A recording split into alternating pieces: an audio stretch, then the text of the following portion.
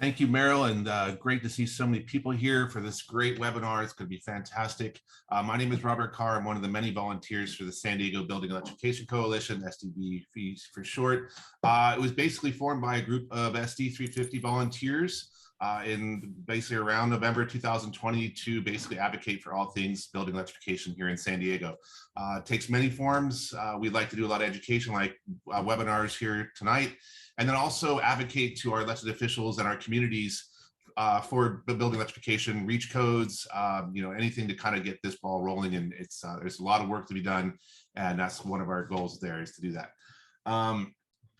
So I'm going to hand it over to Carl, who's the president of the NCCCA and also an SDBEC volunteer, and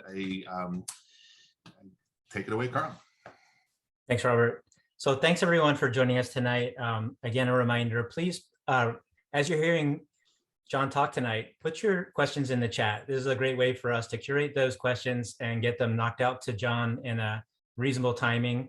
I know sometimes you don't think of things until other people start talking, but it's really important to put those questions right as you hear them, whatever you hear. If you ask something and Jon answers it later, I won't ask it out loud. So don't worry about asking too early, but please put those in the chat. Our speaker tonight is Jon Moeller. He's a Chief Operations Officer at BlocPower. Previously, Jon was a CEO and board member at Mach Energy, a sustainability service as a SAS provider that served more than 500 million square feet in commercial buildings. Jon has spent a decade in investment banking and corporate finance at Bank of America Securities, Cohen, and Storage Tech, completing more than 20 billion in transactions. He's currently on the development committee for an affordable housing project in San Francisco. Jon is also a member of ULI's National Sustainable Development Council. Jon has an MBA from NYU and a BSc from University of Northern Colorado. So take it away, Jon. Thank you. Hey, thanks everyone. Let me share my screen here.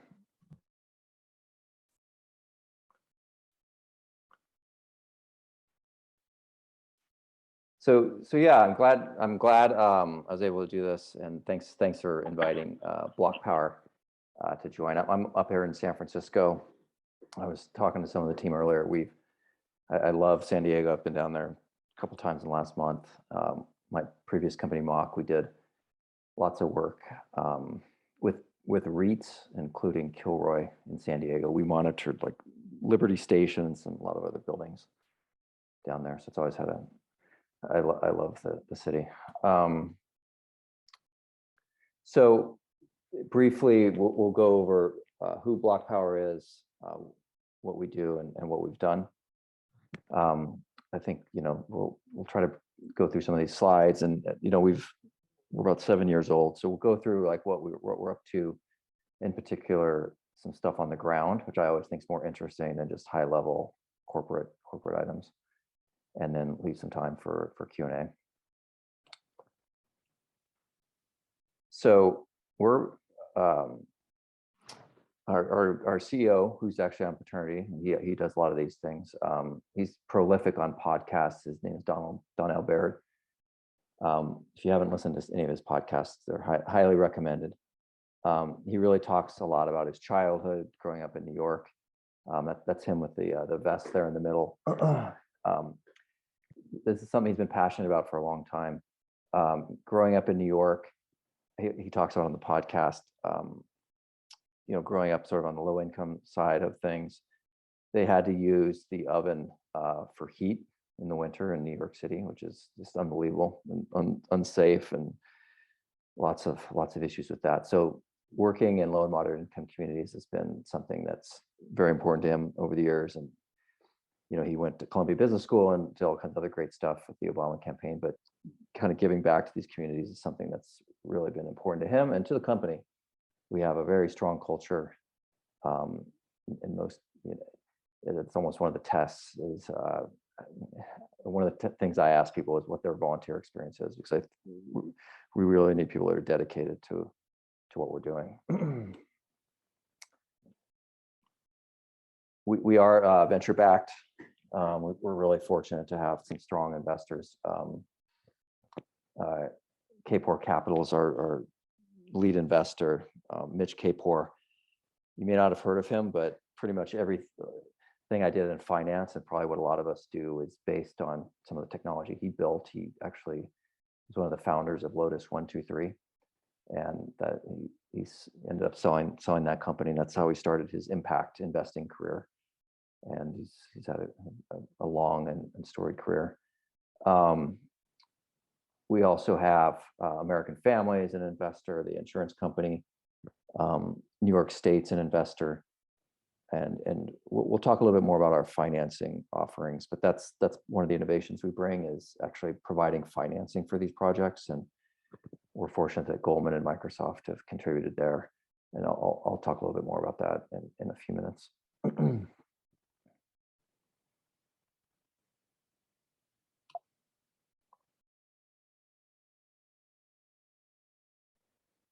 So with this audience, most people probably understand what electrification is. There's probably maybe some people that are new, may not, but Donnell gets a lot of traction out of calling it turning the buildings into Teslas. And so just like Tesla and some of the other EV companies remove the combustion engine from a car, where our goal is to remove fossil fuels from buildings. So it's replacing natural gas, fuel oil, which is pretty prominent back east, maybe not as much here in California, and then propane from homes and from buildings, and then putting in, super modern heat pumps, heat pump hot water heaters. As a lot of folks probably know on this call, heat pumps can also double as for air conditioning, and then electric ovens and dryers. So we help throughout that process. In some cases, a building or a home may not be able to go all electric for various reasons, and that we sometimes call that turning a building into a Prius. In a lot of cases, as you probably know, there's electrical upgrades needed, and we're working with utilities and others to provide incentives to cover some of those electric upgrades. And then in some cases, we can pair it with solar, community solar, remediation. Remediation, we see that a lot more often in low and moderate income communities. So that's important that we include that. And you can see some of the other options as well. I think it's worth noting, it's not on the slide, but the heating and cooling plus hot water typically is 70% of, that depends on the region, but it can be 70% of energy usage in a home. So just doing the heating and cooling and hot water can typically take a pretty big cut out of your fossil fuels.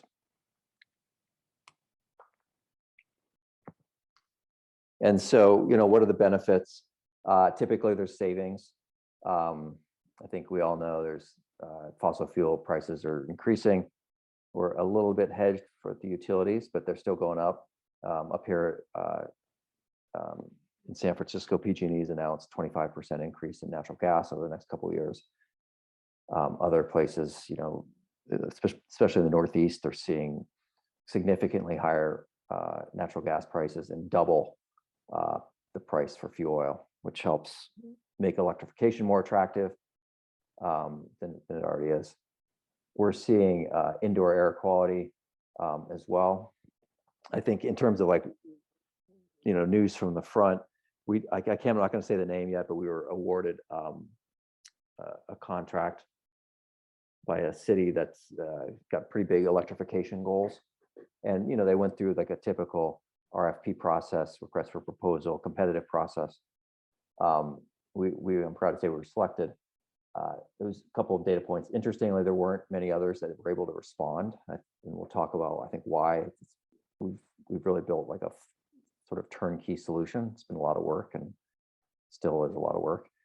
But what was interesting about this program is they included specifically air quality measurement. So as part of the program, we were required to partner with folks to do before and after air quality improvement reviews. We were able to find some folks that had already done asthma studies in that region. And so they had like a list of potential owners and potential residents that would be interested. But I thought it was fascinating because that was the first time I'd ever, there's always been a lot of talk about electrification and air quality going together, but this was actually formalized. These heat pumps, it really is a better product. It's a more modern product, typically much better zone control. You can use remote control. There's better thermostats, and then you're well aware of some of these others. I think another data point, when I'm talking to owners from time to time about why they switch to heat pumps, and as we know, many real estate owners, ROI is very important to them, and some of them found ROI in that they felt having a modern heating and cooling system or adding cooling was a pretty big amenity, and they could actually make their money back on the rent, or people would stay longer. And I heard that from actually more than one. So I think that over time is probably going to be more prevalent.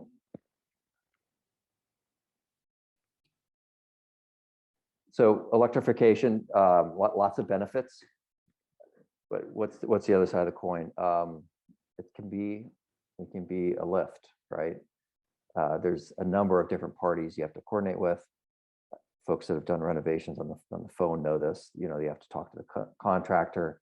You're sourcing equipment, getting permits. You also need to get utility incentives and that sort of thing. I just went through this myself with an investment property. Just getting the contractor is actually hard enough, frankly. 2 or 3 contractors that came to look at the place and give quotes, despite me saying, hey, we want to electrify, would give natural gas quotes. And when you ask on a follow-up for the hey, what about the electrification quote, you wouldn't hear from them again. So we vet contractors, we identify, vet, and then work closely with contractors that are more electrification first. They become experts, and they are experts. That's key. And then helping folks through all these permits is very helpful as well. Maybe one of the bigger things we do also is the financing. I'll go into that in a second here.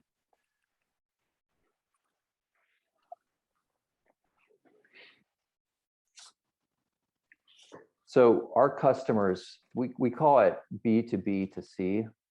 So we're working with cities and utilities initially, and other government agencies. And so we assist cities and utilities with designing their program, identifying potential electrification prospects, and helping them then move forward with that program in terms of actual execution. And so having that whole process down that I just showed on the last slide is very helpful to them. So there's lots of software vendors out there, but someone that can actually help them identify opportunities and then manage that program is pretty helpful. This is our software. It's called Block Maps. We started to do this. A lot of the genesis of the company's in New York, so you can see there's some New York looking buildings on this screenshot. So this Block Maps helps program managers visualize their building stock, identify, like I said, identify potential good prospects. You can segment it into different building types, fuel types. We do have built into the system environmental justice filters. And so these filters are based on some of the EPA data and some of the data that we've accumulated that help, again, help these entities identify, hey, is this certain neighborhood a better fit if we have low and moderate income grants and that sort of thing versus another neighborhood. And so it just really helps these groups like sort of identify the needles in a haystack.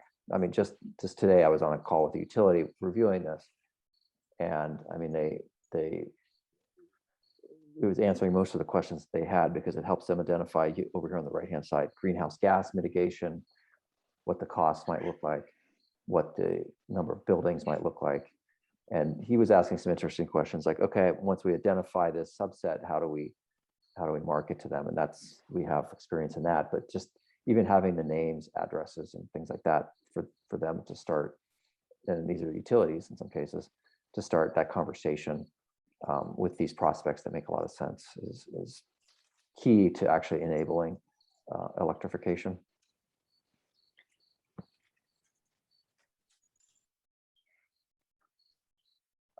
Another, like I said before, another, I mean, let's face it, we've been doing this about 7 or 8 years, and you need to learn, learn by doing. And so as we talk to customers that wanted to electrify or wanted to be more energy efficient, particularly in these LMI neighborhoods, low and moderate income neighborhoods, lots of folks wanted to do something but didn't have the capital to do it. And so that's why we went out and raised that, we call it the green loan. We have $80 million in project financing. It's only for projects. It's not BlocPower money, it's only for projects. And that's from Goldman and Microsoft. And so they want to encourage these projects to happen. And so with them, we've developed, we think it's pretty innovative, a lease model. Jumped on my little. We've developed a lease model. We use a 15-year term, and we do that to stretch out the payments to make it more affordable. It's flexible like a car loan. You can put some down, you can put 0 down. Again, as we started working with customers, most customers are not super familiar with the technology. It's been around a while, but they're not super familiar with it. So we include operations and maintenance. So that includes people coming twice a year to the residence to clean the filters and ensure things are working okay. We do guarantee it. We want to reduce the risk. We do guarantee it to work throughout the term. And then there's a buyout at the end of the term. A couple of other things. So I'm sure folks on the phone know a lot about PACE. PACE can work in certain situations. What we've seen, or what we wanted to avoid, was those situations where with PACE, you're putting a lien on the building. And in some cases, there could be bad outcomes when that happens. So we don't put a lien on the building with our lease. Donnell, that was critical for him to not remove buildings, especially in these communities where a building can be almost all of the wealth in a family. We do put a lien on the equipment, though. I mean, our financial partners need to be paid back, but we wanted to be flexible in that way. Another thing we wanted to be flexible with was, I mentioned the remediation and some of the other work that sometimes comes, electrical panel upgrades, things like that with these projects. And so our lease can be used to cover those kind of costs. Again, we want to make it flexible. We can also include other things like EV charging, solar, things like that.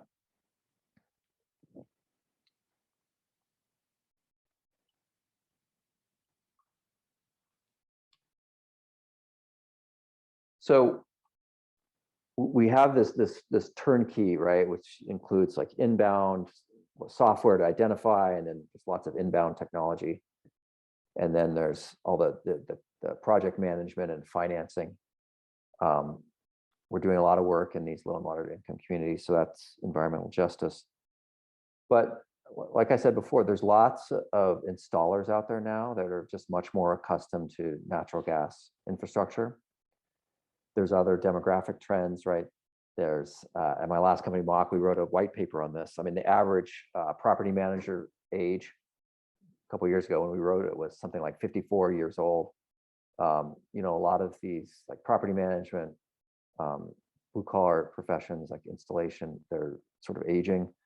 They're running out of, lots of young people are not going into those trades as much. So we wanted to help there. And then we tied this to some of our other goals with environmental justice and jobs. So a big focus for BlocPower is building a clean energy workforce to work on these projects.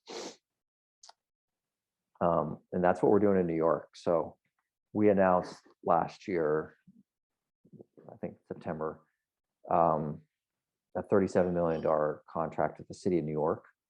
The city was looking for a couple of things. They wanted more jobs. They wanted better climate outcomes in the city. As probably a lot of folks know, there's local law 97 in New York, which has actual penalties for people not reducing their consumption. So this was very aligned with that. And they also wanted to invest and focus on some disadvantaged communities that they had identified that were at high risk of gun violence. And so the city worked with us to identify some areas and some actual individuals that were at risk of gun violence. And we put together a workforce program. It was frankly pretty incredible. Our team, and I can't take any credit for this, the team moved very quickly. We probably had a program for about 1,000 people set up in 3 or 4 weeks.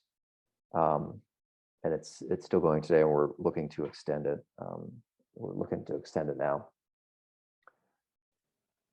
And so what do we do in the workforce? So,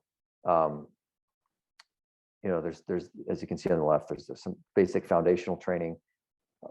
You have to have OSHA certification, safety certification, just to step on a construction site. So that's some of the first training. There's other EPA trainings to purchase or install refrigerant. We worked in terms of like specialization. So there's HVAC.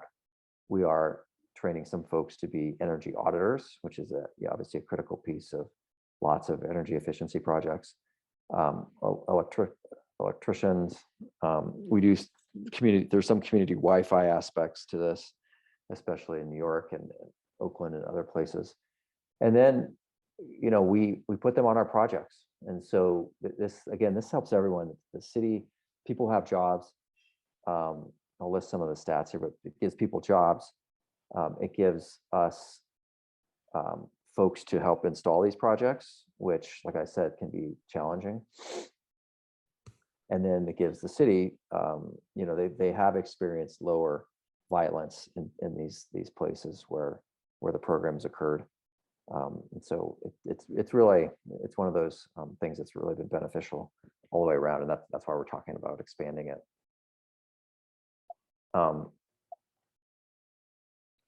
I guess one other, our website is blockpower.io. There's some amazing videos. If you go up, there's like a workforce tab. I think it's under one of the other tabs. It's some amazing videos of some of these projects, including one on Rikers Island, where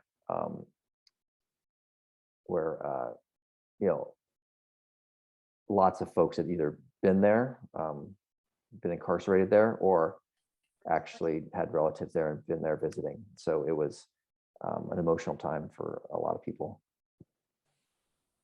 Okay, I guess, okay, yeah. I think that, so I've talked, I'm all electrification. So I've talked a lot about how that workforce helps us, electrify. But the team was very thoughtful, and the city was very thoughtful about, it's not just about, throwing training at people. It's really about training people for just having a career and just getting ready for having a sustainable career. And so there's actually a whole lot of wraparound services, resume writing, interview prep. We did include things like childcare, things like that with the program as well. It's just, it needs to be really holistic versus just like, hey, show up on Saturday for, 9 to 12 training.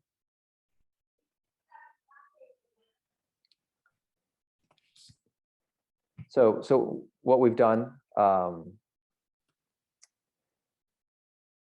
we're at about 1,200 projects and counting.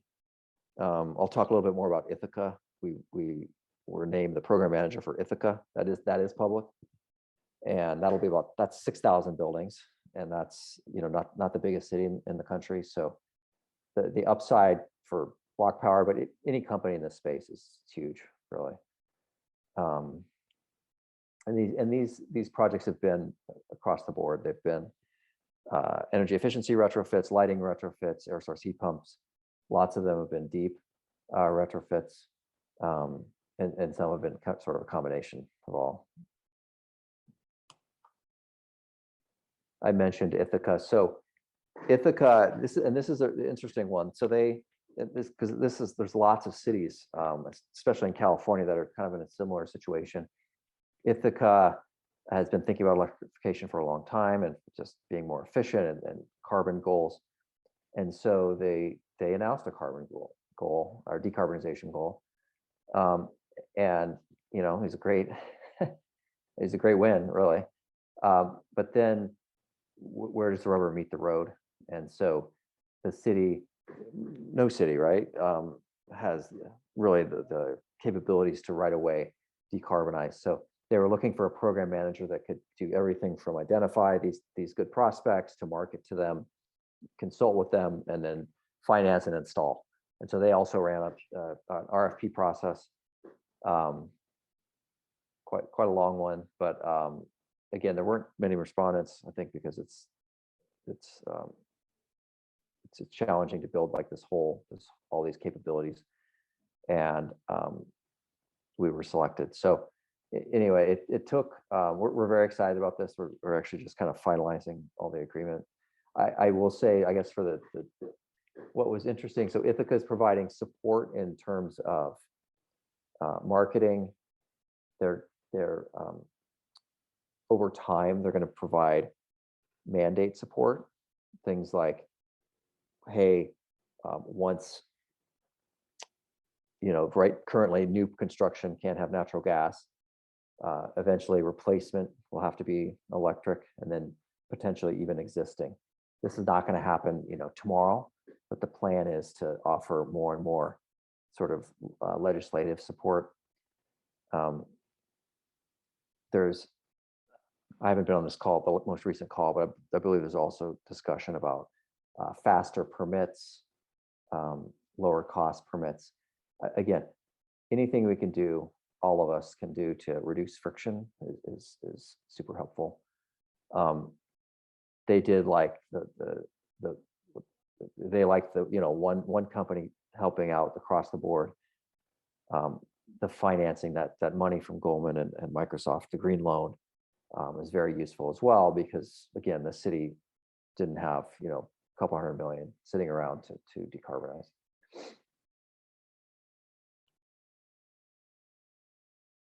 In terms of workforce development, I mean, the program is still fairly young.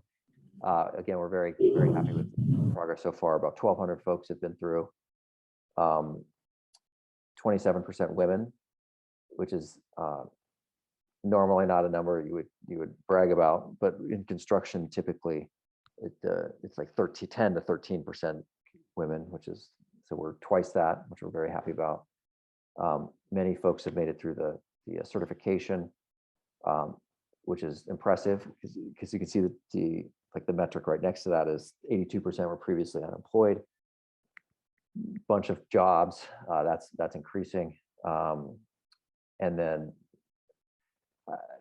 actually, I'm surprised this metric is not on here, but I think one of the more incredible metrics is probably around the same amount, 27%-ish was also formerly incarcerated people. And so getting them back into good jobs and hopefully growing jobs is really important to us. So lots more info at blockpower.io, but again, thanks for having us. Thank you, John. We do have some questions here, and that was a great presentation. Sorry, I'm going to try to move it along quickly because we do want to get the questions answered, and we really appreciate you coming to fill in for Grace. So the first question I have here is from Vanessa, who asked, just to confirm, are induction cooktops the choice that you make for stoves? And then also Marion asked a similar question. Are you including infrastructure for EV charging? Yeah, good questions. Yeah. Typically it's the induction cook stoves. I guess this is being recorded, but I'll tell you, in the property in Denver that I did just electric resistant or typical old school electric stove myself. But both, I just want gas out of that house, right? So, but induction I think is the best choice. And then for John, could you please EVs, stop sharing your screen? oh, sure. Thank you. Robert, you're up. Okay, so let me see here. Oh boy. So one of the things is from our situation, when you were going to Ithaca, are you getting support from the elected officials? Are they passing reach codes to kind of help make this happen, or are they just or are you reaching out to them to see if they can do that? So with Ithaca, did it happen? Did the reach code happen beforehand, or are you trying to get it happening now? Yeah, good question. They had already done a lot of work on their own, but the elected officials were definitely very supportive. They brought us in, and so then we ended up working with the city's head of sustainability to put together the program. Like I said before, they had this a public decarbonization goal. They had a public decarbonization goal, but they didn't really have a way to execute on it. And so that's really what they needed. And so after Ithaca was announced, a number of other cities sort of in the same situation, right, that had elected officials, that were interested in decarbonizing, they started actually contacting us. And so we should have some other Ithacas announced shortly. Great.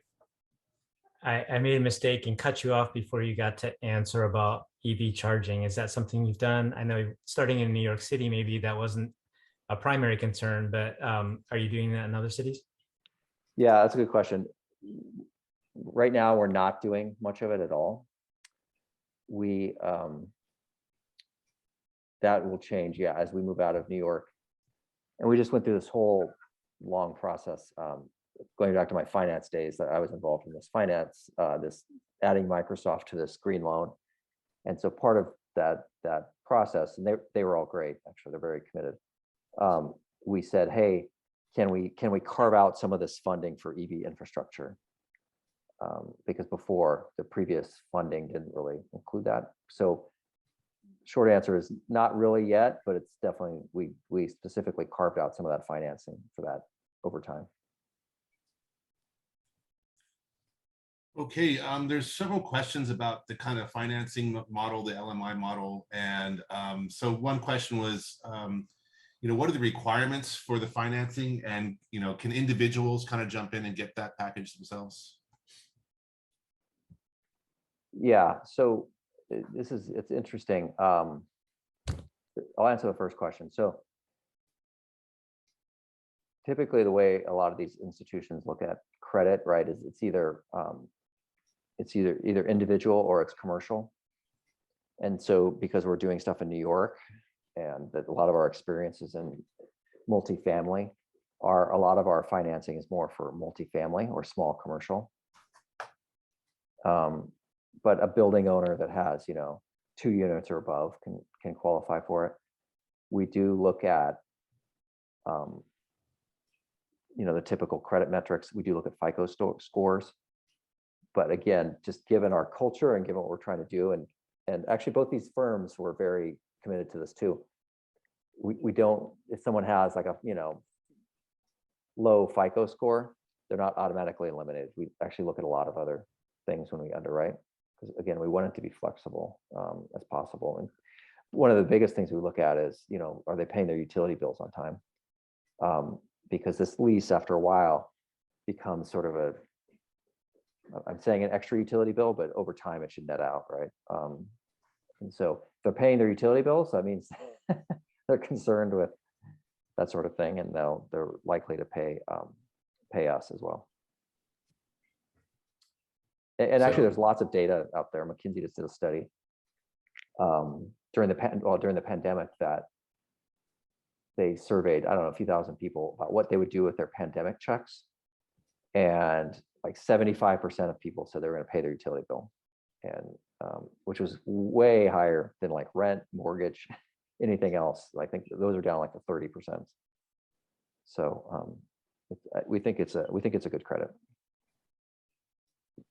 Thank you. Sue asked the question.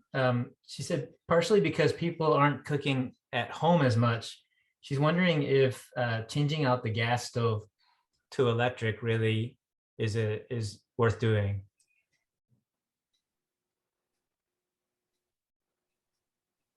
I may have already answered that question a little bit. My personal view, I think our company view is we want to turn buildings into Teslas. That's the company view. I think that in some cases, I guess the other point I would make is heating and cooling and hot water are 70% of your usage. So that's a pretty good swath. And you can also convert it over time, right? I will say though, the health case for switching out your stove is pretty solid, right? In my last job, we were doing some air quality stuff. We were toying with doing air quality on our software, and the head of product took home we had some air quality sensors, IQ sensors, and he's a big cook kind of guy, and apparently it went off the charts when he was cooking. So there is definitely like air quality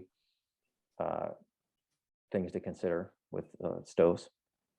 Yeah, I appreciate that response. And I think that goes back to working with local governments too. If you're going to get local governments to help you do this, that's part of the argument, is you're trying to really clean up that air quality. So yeah, thank you. Yeah. Kelly asked a question about do the homeowners or the landlords break even with your financing model? So after the 15 years, is the ROI either 15 years or less? And I mean, that's a $1 million question. And it depends. I mean, we try to make it such that it does. I think it just depends on the home. It depends like what you're replacing. I mean, if you have electric resistance heat, which is super inefficient, right? Electric resistance, that's kind of a no-brainer. So it's very expensive. What's also nice if people have electric resistance heat is they already are using a ton of electricity, so there's no panel upgrade needed usually, right? So you save money there.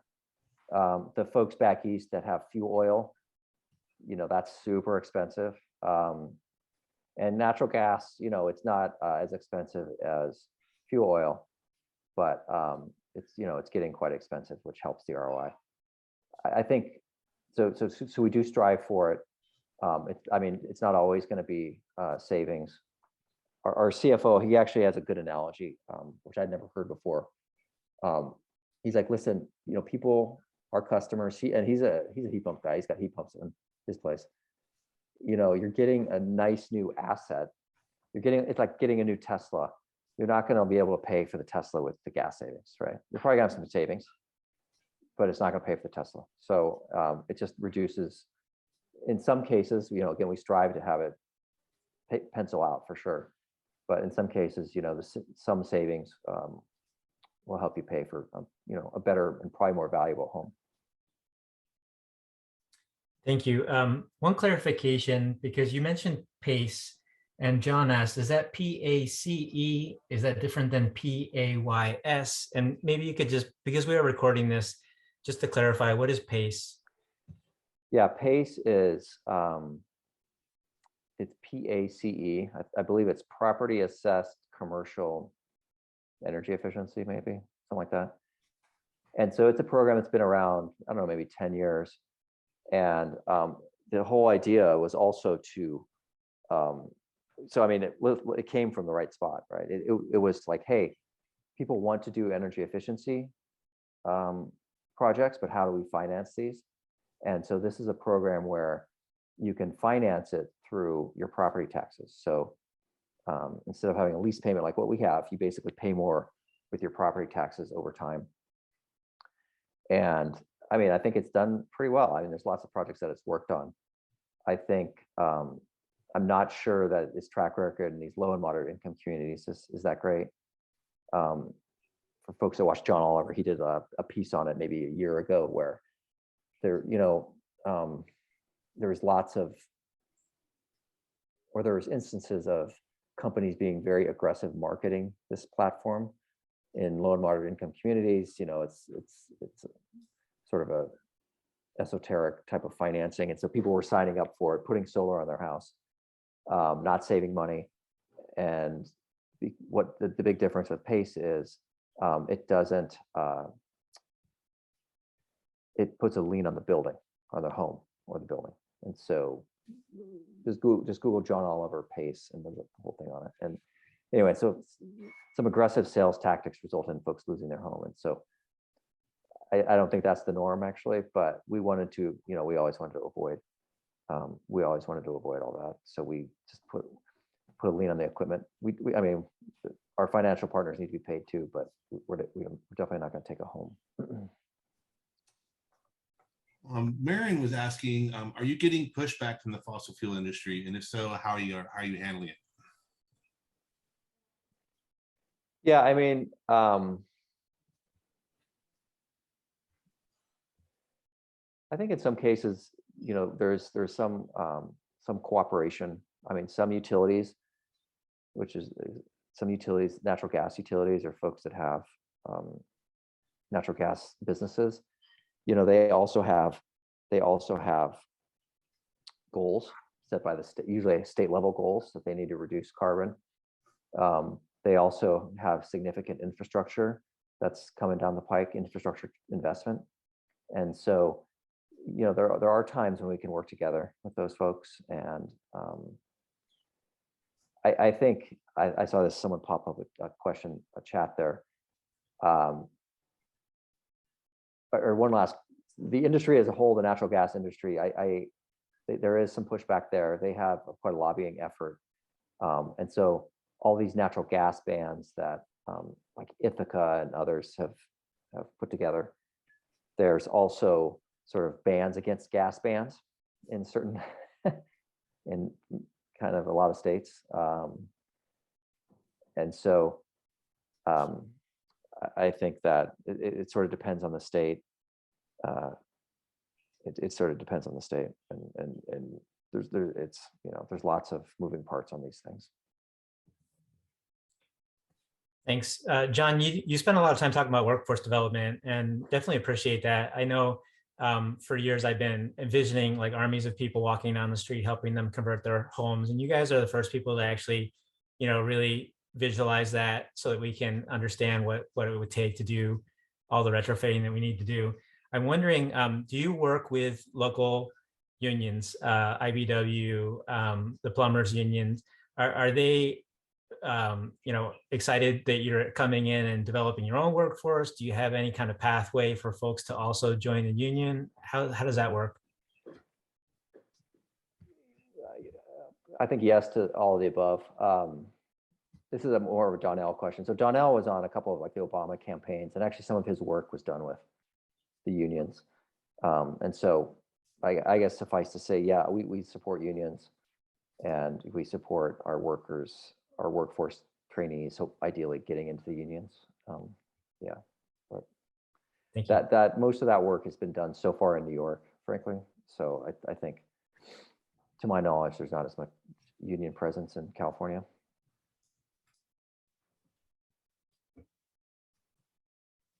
I see Barbara's question. I mean, this is a good one. If you don't mind me, I'll skip to it. Incentives are really important for electrification. I'm sure San Diego Gas and Electric has some incentives. PG&E does. New York and California have some of the more aggressive incentives. New York, it's something like 30 or 40% of project cost, which is quite a bit. It's more than solar and wind.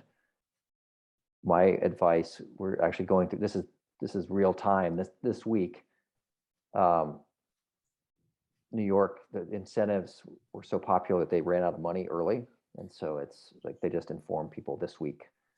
So it does make sense to, if you're thinking about something, really to see when the program starts and try to be in there at the beginning, because the stuff runs out. It can, and sometimes can run out quickly.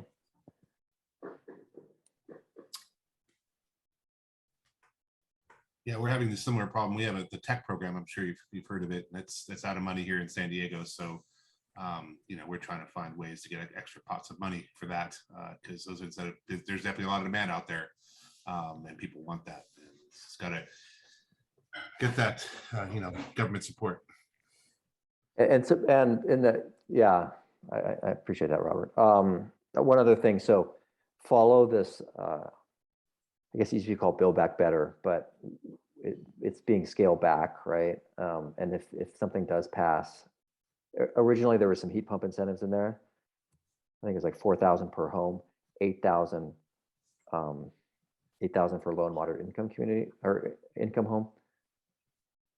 What I've heard is that there's, you know, a good shot that would be back in if there's anything passed, even if it's much reduced. There was lots of support for that.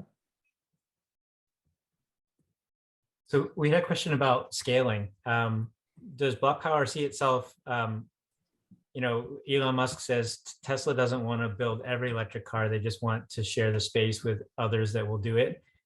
Is BlocPower thinking the same way that you welcome competition, or do you want to try to be the big powerhouse that converts every building?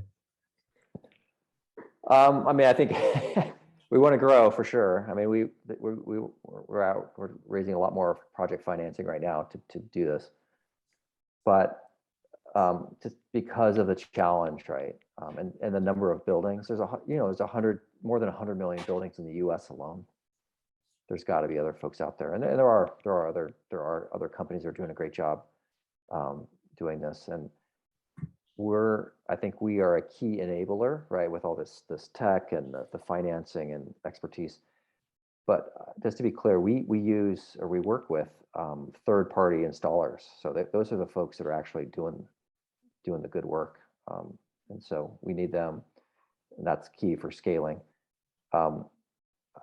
This city strategy and city and utility strategy that we worked on the last few years, that's going to be really helpful, because then you come in, when you work with a utility or city, you have all these advantages, right? Because they're going to make intros and ideally support the program. That's going to be key to us scaling and just electrification generally, right? Fantastic. I think we want to have Marion jump in here. We're reaching the end of our timing. Well, we are. Thank you so much, John, for jumping in here at the last minute and taking over for Grace. We really greatly appreciate it. And we always like to show our appreciation for our guest speakers by presenting them with a tree. And Meryl, do you have the slide? Ah, there you go. Oh, wow. This tree will be awesome. Planted in an area in California that has been burned by wildfires. And wow, thank you. Yeah, cool. So you'll be able to go online and actually check out your tree. So anyway, it's a great program. And again, thank you so much for being with us, and we do appreciate your time. That's really nice. Thanks for having me and all these questions. Thank you. It's great. And I know you need to drop off, but if there's anybody here who would like to learn a little bit more about what we're doing here in San Diego, I'm sure that Robert or Carl would be happy to address that. I also want to mention too that we do have an induction cooktop program, loaner program here, and maybe Robert, you could talk for a minute about that. Yeah, so it's ecooktops.com. I know there's Tom's online, and also other people from SDVC that or SDGVC, because I put in the link there. Thank you. And so essentially, there you can borrow a cooktop for 3 weeks, free of charge. You pick it up in one of 7 locations here in San Diego. It comes with an actual pan that works on there, because with induction cooktop, you have to have magnetic pans that basically work that way. And you can try it out, and then you give it back, and hopefully you get inspired to go out and buy yourself either one just like it, or if, you know, even an induction range or a cooktop. So yeah, and so it's a 3-week period. So okay, so Tom has put the link in the chat. Thank you, Tom. I think Colleen, he'd be calling to it. So yeah, and I'll stay on the line and answer any questions you may have afterwards. I've got one right here. I happen to have the kit, so. Nice. You get a cooktop for a couple weeks. You get the nice bag. Yeah, Vanessa said she ended up getting a cooktop stove after borrowing ours. So awesome. It's great. This feels like a KPBS, like you know, instead of the tote bag, we should be giving these things away. Just $5 a month. That and trees. Yeah. So who else has questions about building electrification? I know we've presented on this before, but Did anything come up tonight that makes you think I don't really understand, or I wasn't aware that this is a hard thing to do? We didn't go into all the logistics of why is it so hard to convert a house, or like what are the steps? And we do have some folks on here that have done that with their homes. So if anyone has a specific question or thoughts about like what was the hardest part about converting your home, Tom, for example, has done his whole home. Kelly is, I don't know if you finished, I think you have, on more than one home. So Marianne, so there's folks here that have done this work. Anybody have any questions, things that they'd like to hear from folks' personal experience?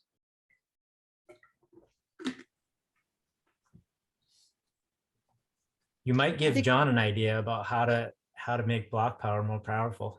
I am listening, actually.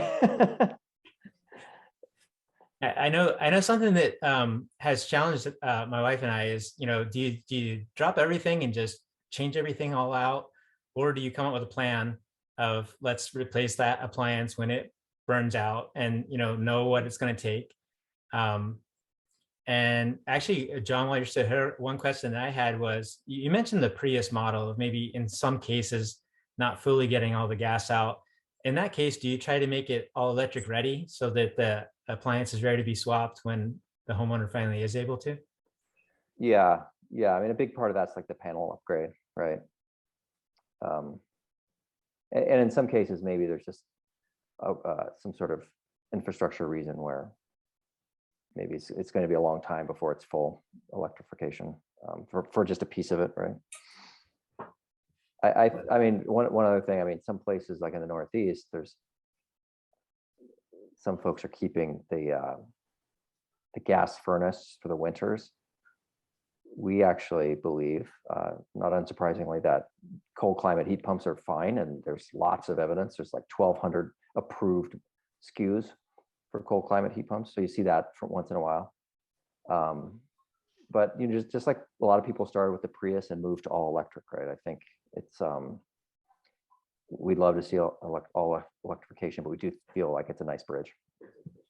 One of the challenges that I'm sure John faces is that years ago, heat pumps were tried in the Northeast and failed because they were not high efficiency heat pumps. And so they fell back on a heating element as backup. And so when you got that super cold climate, those less than perfect heat pumps were very costly for people to operate. And just to be very clear, that's not the problem anymore. We've moved way beyond that technology. But I think some of that old experience is not completely gone away. So you probably have contractors that you're running into who are saying like, I would never touch a heat pump. I put one in my mother's house 15 years ago and it was terrible. Yeah. Right. It's it's based on kind of old knowledge. I'm going to run, but the last thing I'll point out, which I think is very encouraging, more heat pumps. I'll have to look at the 21 data, but in 20, more heat pumps were sold than natural gas furnaces, which is sort of under the radar, right? Without that many incentives or publicity. And so we're moving in the right direction. And thanks to all you for helping encourage that. Thanks for everything you're doing. And thanks for coming to explain BlocPower to us. We really appreciate it. Yeah, We do. thank you all. I'll look for the tree. Thank you. There was one question that came in from Allison saying, do you need a heat pump in every room? And I know other people can elaborate this, but not necessarily. You can size the heat pump to work with existing central air systems in the home that can both do heating and cooling. Tom, do you want to talk to that? He's our expert. Sure. Yeah. So there's really two main approaches that you can take. One would be a central system. So if you have a furnace, and especially if you have an air conditioner with ductwork, the heat pump approach would just be replacing your air conditioner with one that goes both ways, right? A heat pump is just an air conditioner that can go backwards. So you keep the ductwork if it's in good shape, or upgrade it. Another option would be ductless systems, which would be that they tend to operate more efficiently, and then there's also you don't get that loss in the duct, so they end up being a more efficient option. It really depends on what your situation is. If you have room for more solar, you can pair, a few more solar panels to meet your needs. If you go central cooling, it really is an individual kind of approach. Even with the ductless systems, well, then it doesn't become ductless, but there are some approaches where you can have kind of the mini splits that get ducted and can serve more than one room. So if you have, maybe 4 rooms, you could have 2, mini splits that each serve 2 rooms. There's a variety of different ways. I really like Tom's answer. That my answer is very similar. I would say that the split systems that are ductless, if you're doing a large house, that's sort of the gold-plated way of doing it. It's much more work. It's more expensive because you've got air handlers in every room. But over time, what that can mean is that you can trigger individual rooms to be heated and cooled and leave the rest of the rooms alone. And these systems are sophisticated enough, they can use an electric eye to see if there's people present in the room. And so as you leave the room, it recognizes that and it stops heating or cooling that room and it starts doing the next room. So where right now we think, retrofitting a house with a system like that is crazy money. And, that's a little bit over the top, and that's true for most people. But over time, it's going to help really save us energy. And that's going to become the more critical factor than initial cost over time. So it'll be interesting to see how it plays out, whether we go the full Monty and start using ductless systems in retrofits, or if we have to kind of go the simple route of just replacing an air conditioner with a heat pump and use the ducted systems.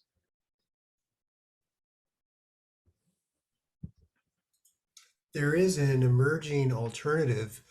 The latest incarnations of the super efficient inverter type systems that are used in the ductless type of a setup that you're talking about, Carl, where you would have an air handler in each room, is now evolving to the point where with dedicated, intelligent motorized dampers at the plenum, you can actually achieve the same thing and using the same kind of smart motion sensor technology to only turn things on and off, of course, when there's motion or not motion. And so there's a whole new era and wave of technology emerging in that regard. And I think that, it's going to become very price competitive sometime very soon.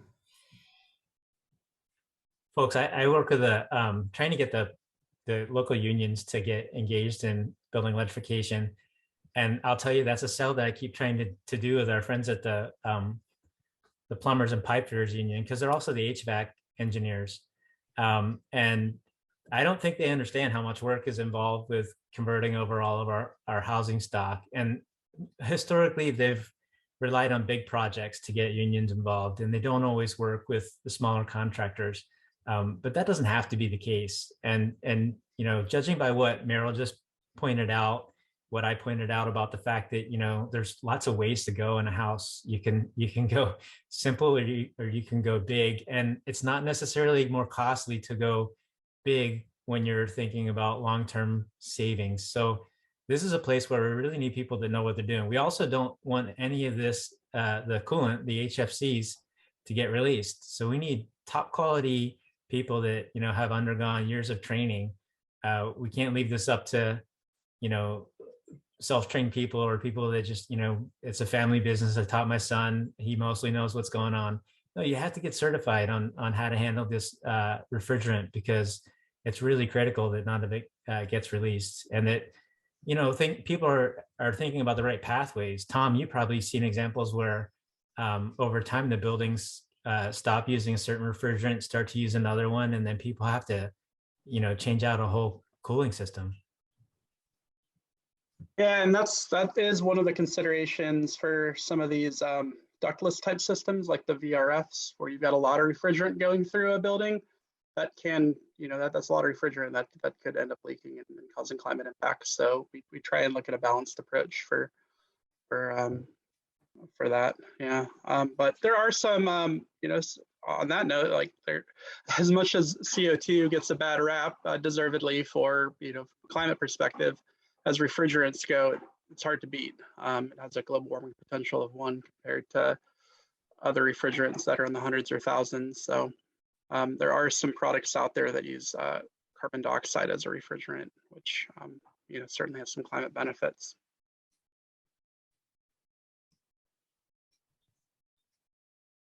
Anybody else have any anecdotes, personal experiences that they wanted to share or talk about? Or questions? I'm actually doing a retrofit right now with a client that we're putting in a heat pump hot water heater that is a CO2 is refrigerant. It's the Japanese Sandon, and there are rebates right now. I'm in Sonoma County, and he's able to stack 3 rebates on top of each other and basically get it for free. He's replacing a diesel boiler for radiant heat in his home with this one very large heat pump that he's basically going to get for nothing. Yeah, that's fantastic. So Sandon is the one manufacturer that I've heard of that does this.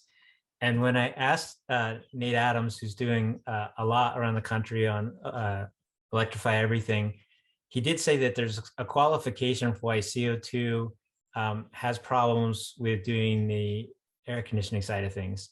So, but it's not an impossible barrier. It's just something that I think companies have to work at a little bit. But yeah, it's fantastic. I mean, again, we think of CO2 as the enemy, but if CO2 leaks from a refrigerant system, it's probably the best thing that we could have leak versus all of the other refrigerants that we've worked with so far. I think ammonia is similar, but ammonia can be dangerous if it leaks indoors. So.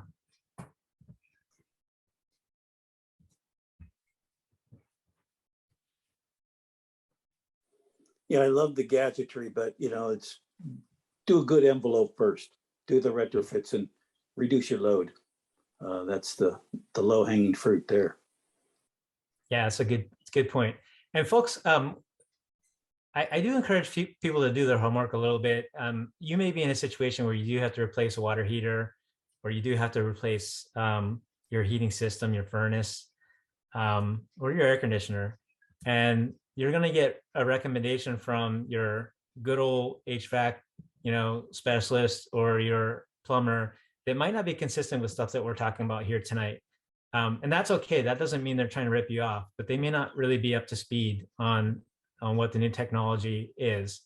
And so I do recommend that you try to do your homework before you get in that situation, because you can still be friendly to your old plumber or to your old HVAC specialist, but you can help inform them, hey, I don't want something that doesn't have variable speed compressor on it.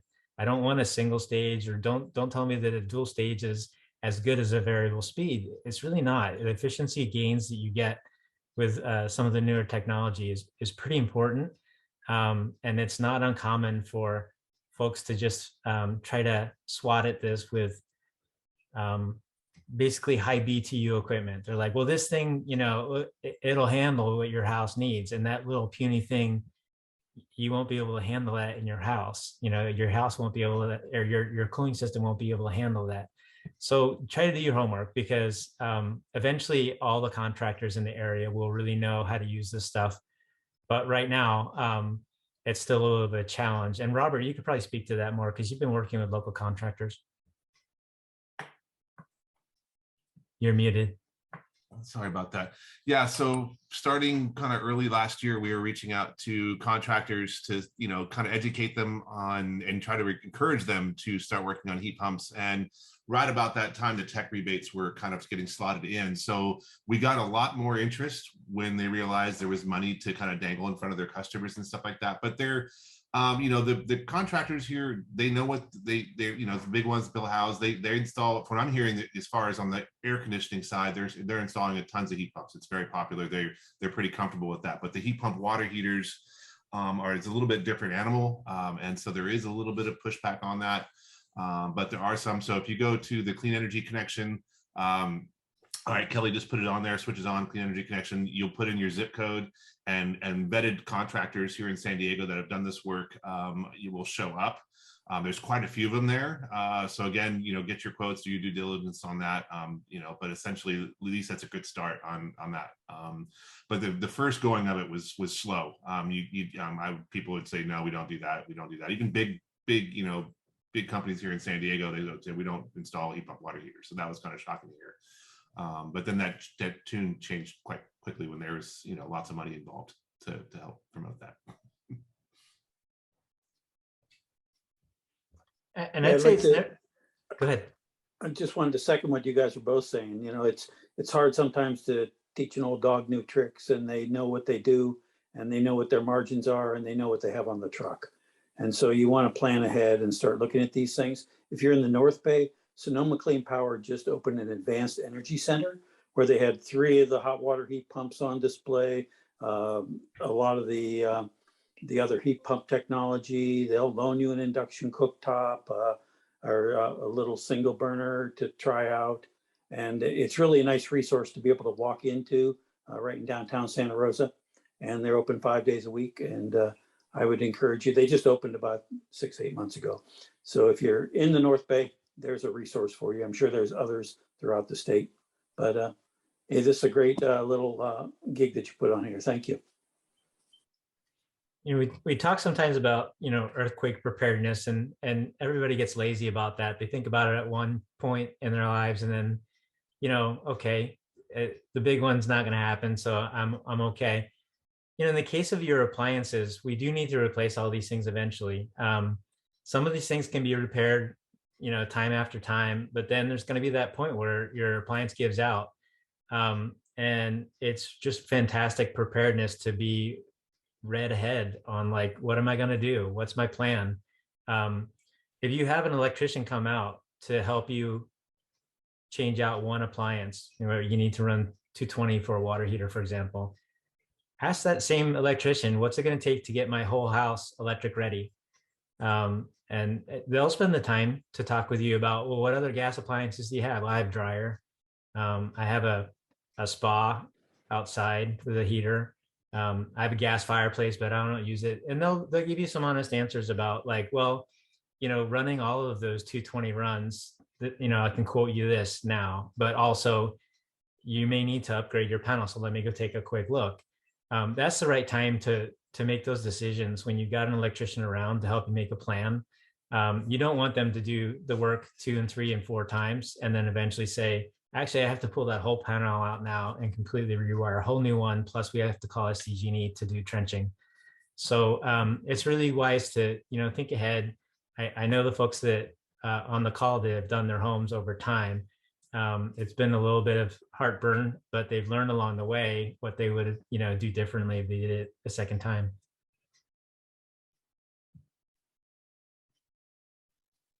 Hi, can you guys hear me? Yes. I wanted to mention something that we're starting to explore here and is probably worth you guys thinking about, and that's what I'll call watt-saving appliances. There are a number of them. First off, there's a body of new water heaters that are going to be 110 volts, and they're going to use a lot less power. There are also these devices that I'll call power managers or power splitters, and they're very useful when you try to put an EV facility into a home. Generally, if you're getting close to the maximum, when you turn on the dryer and the car charge at the same time, you'll blow fuses or something. However, what these things do is they say either one or the other stays online, the other one's offline until the work is finished. There are a number of manufacturers. I think there's been at least 200 or so that have been installed in the state of California. I don't know how many. There's like 100 in the Bay Area and then 100 through the rest of it. And I don't know what's happening in San Diego, but it's wise to look for these things. There's a manufacturer called DCC and another one called Simple Power. And I think we need to think about this in a lot of places. We were running into the fact that we're going to run out of the ability to support these things at the panel level and at the grid level, and reducing the amount of use that can happen so the peak stays below the thing will allow us to do that without necessarily having to rewire everything. And we definitely need a bit of margin in that. That's a good point, Bruce. And I'll make a pitch for if you're out there shopping for EVs, the one with the longest range or the biggest, most luxurious one is not necessarily the best one for the climate.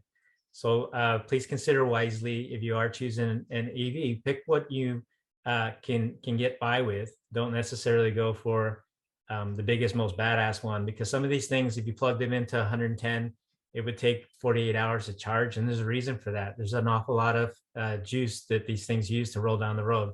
So it's time for us to start really appraising the efficiency of our vehicles as well, you know, or maybe move to transit and bicycles the way I've been trying to encourage people to do.